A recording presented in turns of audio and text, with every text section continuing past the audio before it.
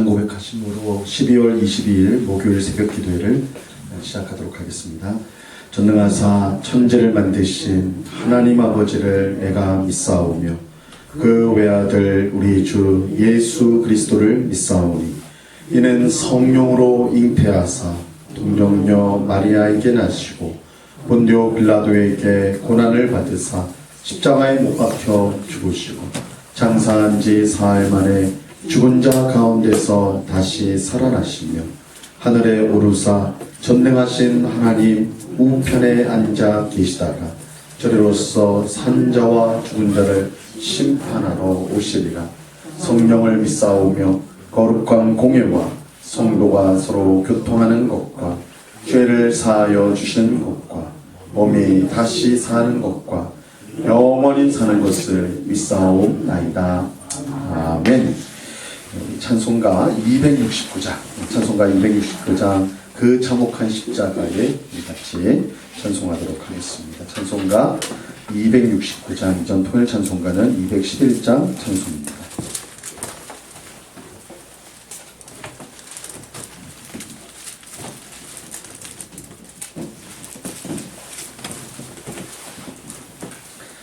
찬송가 269장을 같이 찬송하도록 합니다.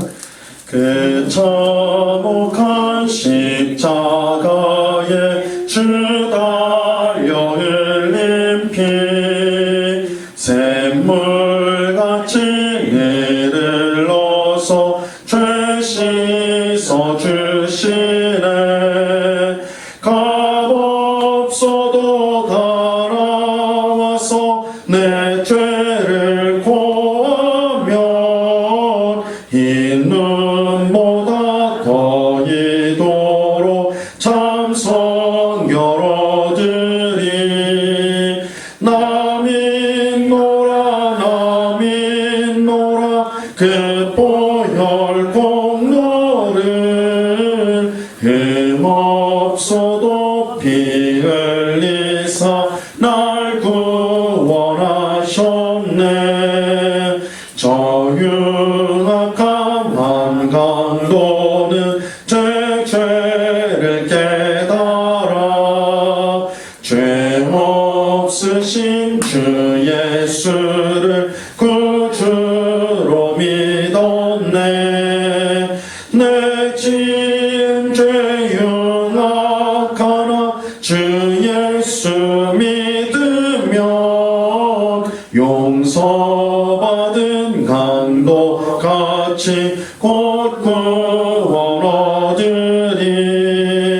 남인노라 그 보혈 공로는 흠없어도 피 흘리사 날 구원하셨네. 온 백성의 죄 사하신 하나님 어린 양 그 십자가 지심으로 온 인류 구했네. 저 영원한 새 나라에 다 같이 모여서 근거문고 한 곡조로 새 노래 부르리. 남인노라 그 보혈 공로는 흠없어도 피 흘리사 날 구원하셨네. 아멘. 같이 기도하겠습니다. 참 좋으신 아버지 하나님, 추운 이 새벽이지만 주님을 사랑하는 주의 백성들이 이렇게 한자리에 모여 하나님을 찬송하고 또한 기도하며 주의 말씀을 듣습니다.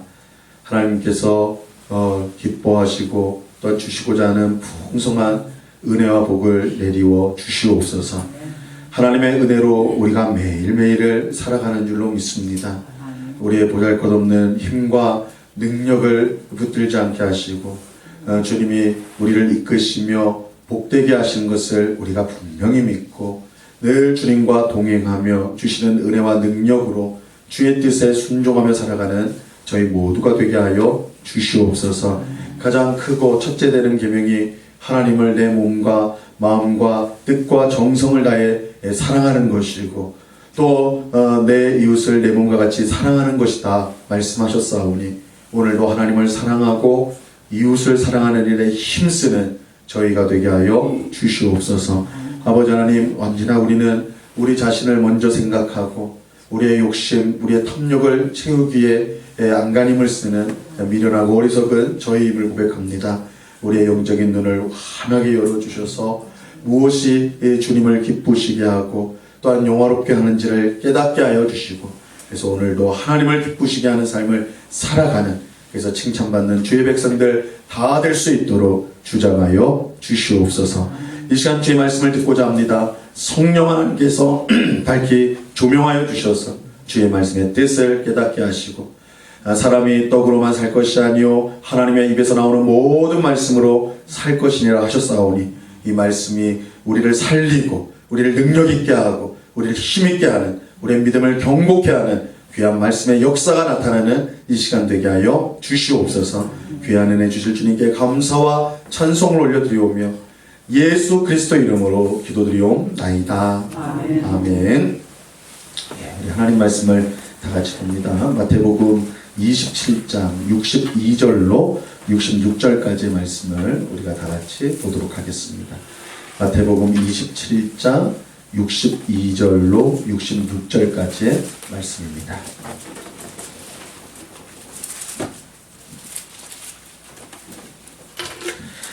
마태복음 27장 62절로 66절까지의 말씀을 우리가 한 목소리로 하나님의 말씀을 다 같이 읽도록 합니다. 같이 읽습니다. 시작.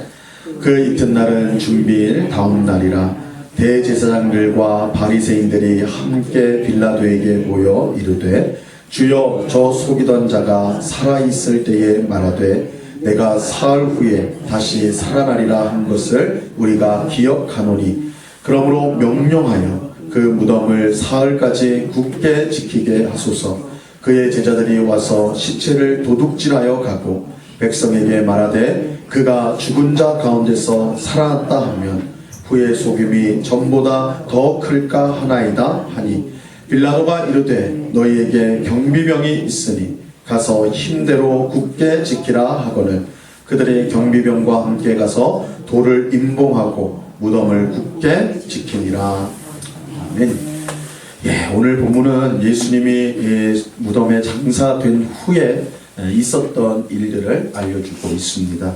예수님이 십자가에서 죽은 다음 날 대제사장들과 바리새인들이 함께 모여 로마 총독 빌라도에게 갔습니다. 그들이 빌라도를 찾은 이유는 예수님께서 살아계실 때 하셨던 말씀 때문이었어요. 오늘 보면 63절에 보면요. 주여 저 속이던 자가 살아있을 때에 말하되 내가 사흘 후에 다시 살아나리라 한 것을 우리가 기억하노니 이 빌라도에게 몰려간 종교 지도자들은 예수님을 속이는 자, 속이던 자라고 그렇게 부르면서 그가 죽은 후 사흘 만에 다시 살아날 것이라 한 그 말을 기억한다. 우리가 기억합니다. 이렇게 이제 빌라도에게 말을 했습니다. 그러면서 혹 그의 제자들이 예수의 시체를 훔친 후에 그가 죽은 자 가운데서 다시 살아났다고 떠벌리고 다니면 이전보다 훨씬 큰 소동이 일어날 것이다. 그렇게 빌라도에게 말하였습니다. 64절 말씀을 보면요. 그러므로 명령하여 그 무덤을 사흘까지 굳게 지키게 하소서. 그의 제자들이 와서 시체를 도둑질하여 가고 백성들에게 말하되 그가 죽은 자 가운데서 살았다 하면 후의 소금이 전보다 더 클까 하나이다 하니 예수님을 십자가에 매달아 죽게 한 이 종교 지도자들은 더 이상 예수님 때문에 곤란한 일이 일어나기를 원치 않았습니다. 그러기 위해 작은 소동이라도 일어나서는 안 되기에 그래서 불필요한 일들, 불필요한 것은 싹이라도 다 잘라버려야 될 필요가 있었어요.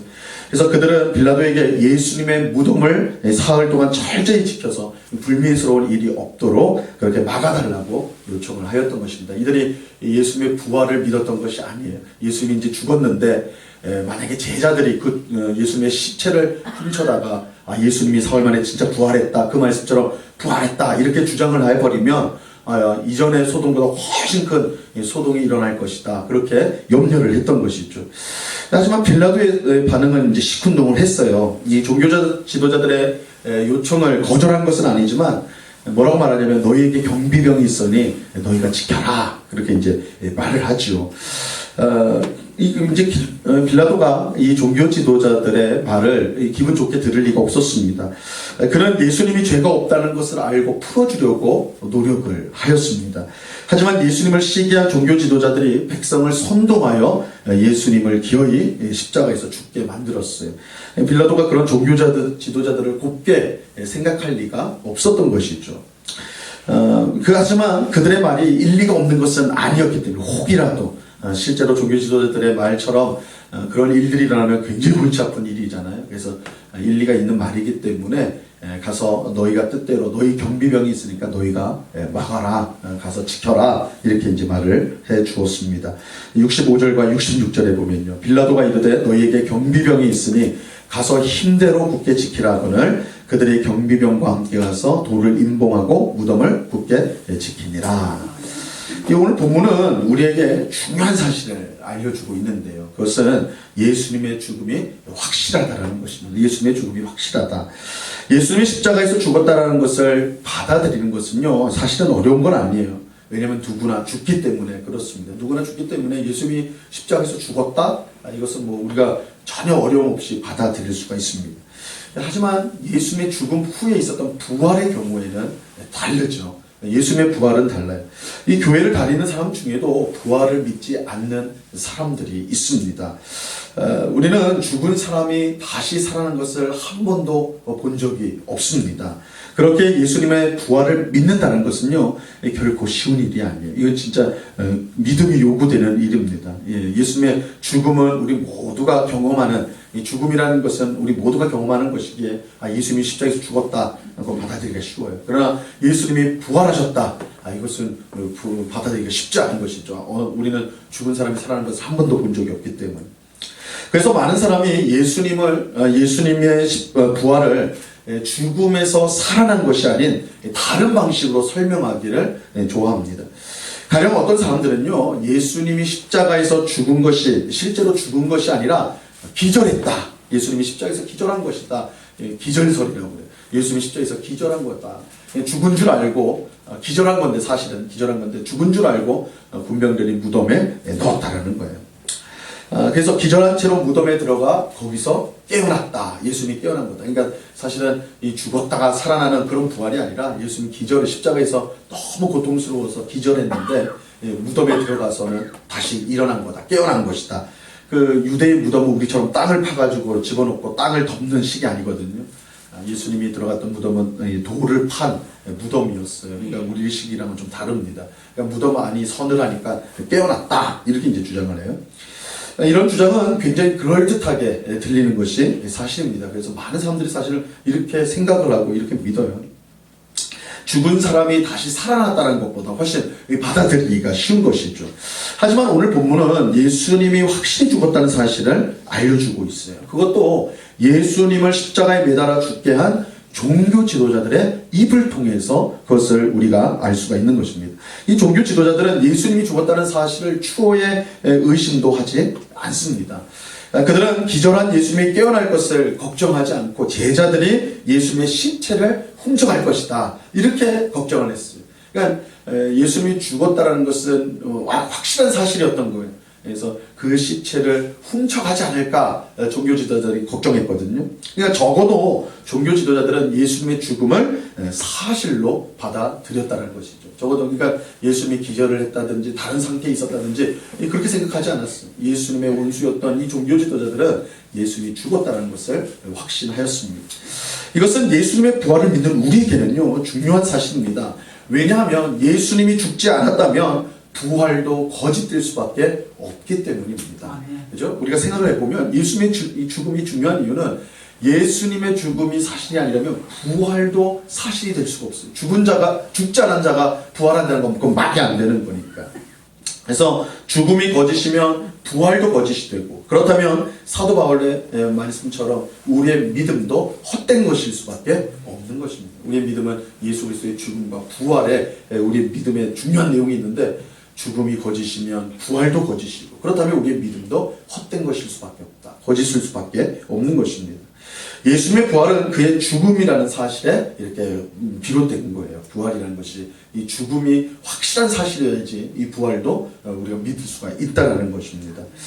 그런데 이제 이 예수님의 죽음의 중요성, 예수님이 확실히 죽었다라는 것은 우리에게 아주 이 중요한 사실로서 우리가 이제 받아들여야 되는데, 이 예수님의 죽음에 중요한 의미가 있기 때문에 그렇습니다. 이 예수님의 죽음이 중요한 것은 그의 죽음이 우리 모두의 죄를 짊어진 이 대속의 죽음이었기 때문입니다. 마태복음 20장 28절에 보면요, 예수님은 자기의 죽음의 의미를 스스로 밝히셨어요. 인자가 온 것은 섬김을 받으려 함이 아니라 도리어 섬기려 하고 자기 목숨을 많은 사람의 대속물로 주려 함이니라. 예수님은 자기 목숨을 많은 사람의 대속물로 주기 위해 이 세상에 오셨습니다. 죄로 인해 죽음에게 인질로 잡힌 사람들을 구하기 위해 자기 목숨을 몸값으로 주었다라는 것이, 이 대속물이라는 말 자체가 몸값이라는 뜻이 있는 거예요. 어떤 이제 유괴를 당했다. 어떤 아이가 유괴를 당했다 할 때 이 유괴범들이 요구하는 게 몸값이잖아요. 여기서 이 대속물이라는 것이 이 몸값을 주고 되찾아온다는 뜻이거든요. 그래서 예수님이 이 땅에 오신 것은 내 목숨을 대속물로 주기 위함이다. 죽음에 사로잡힌, 죽음의 인질이 된 우리들을 구하기 위해서 자신의 목숨을 몸값으로 주기 위해서 왔다는 거예요. 만약 예수님이 죽지 않았다면 몸값을 주지 못한 것이 되는 것이고, 그렇다면 우리는 여전히 죄와 죽음의 인질로 남아있을 수밖에 없다는 것이죠. 그래서 예수님의 죽음을 통해서만이 우리는 구원을 받을 수 있는, 그래서 예수님이 오늘 본문에서 예수님이 죽었다 확실한 이 사실이 중요한 것은, 예수님이 죽지 않았다면 이 우리의 죄에 대한, 우리 죽음의 인질로 잡혀있는 우리에 대한 몸값이 지불되지 않은 것이고, 그럼 우리는 구원을 받을 수 없다는 것이다. 그래서 예수님의 죽음이 중요한 의미가 있어요. 또 예수님의 죽음이 중요한 것은 그의 죽음으로 원수인 마귀가 멸망을 당하고 죽음에 놓여있던 우리가 자유를 얻었기 때문입니다. 히브리서 2장 14절과 15절 말씀에 보면 이렇게 말씀합니다. 자녀들은 혈과 육에 속하였음에 그도 또한 같은 모양으로 혈과 육을 함께 지니심은 죽음을 통하여 죽음의 세력을 잡은 자 곧 마귀를 멸하시며 또 죽기를 무서워함으로 한평생 매어 종노릇하는 모든 자들을 놓아주려 하심이니. 하나님의 아들이 우리와 같은 사람이 되신 것은 죽음을 통하여 죽음의 세력을 가진 잡은 자 마귀를 멸하기 위함이다. 이렇게 말씀합니다. 이것은 예수님의 부활로 마귀가 가지고 있던 죽음의 권세가 깨어졌다는 뜻이 됩니다. 마귀가 가진 죽음의 권세는요, 이 세상의 그 어떤 권세보다 강력한 권세, 강력합니다. 누구도 죽음의 권세에 맞서 이길 수가 없기 때문입니다. 이 세상에 죽음을 맞서서 이긴 자, 죽음과 싸워서 이긴 사람은 아무도 없습니다. 아무도 없었어요. 인류 역사상 가장 용맹한 영웅도, 가장 큰 권세를 가진 황제도 죽음 앞에서는 마치 순한 어린 양처럼 무기력한 거예요. 무기력해요. 죽음 앞에서 큰 소리 칠 사람은 아무도 없습니다. 죽음의 권세를 이길 자가 아무도 없기 때문이에요. 하지만 예수님은 죽음에서 부활하심으로써 마귀가 가진 가장 강력한 죽음의 권세를 깨뜨리셨습니다. 이 일은 곧 마귀를 멸하는 것이기도 한 것이죠. 마귀가 가지고 있는 가장 강력한 무기인 이 죽음을, 그 권세를 깨뜨린 것이기 때문에 이것은 마귀를 멸하는 일이 되기도 하는 것입니다. 죽음의 권세를 잃어버린 마귀는 그야말로 허수아비에 불과한 것이 된 것이죠. 이것은 죽음의 공포로 한평생 종노릇하는 모든 사람에게 진정한 해방을 가져다 주었습니다. 예수님을 믿는 성도는 더 이상 죽음을 두려워할 필요가 없어요. 죽음은 더 이상 우리에게 무한한 공포의 대상이 아닙니다. 왜냐하면 예수님께서 죽음을 정복하셨기 때문입니다. 예수님을 믿는 성도에게 죽음은 이 천국으로 들어가는 하나의 문, 하나의 과정에 불과한 거예요. 우리는 죽음을 통해 멸망을 하는 것이 아니라, 멸망으로 가는 것이 아니라 죽음을 통해 영광스럽게 변화되고 영원한 하나님 나라에 들어가게 되는 것입니다. 이것이 예수님의 죽음이 가져다 준 이 놀라운 은혜라고 말할 수가 있는 것이죠. 그래서 예수님이 실제로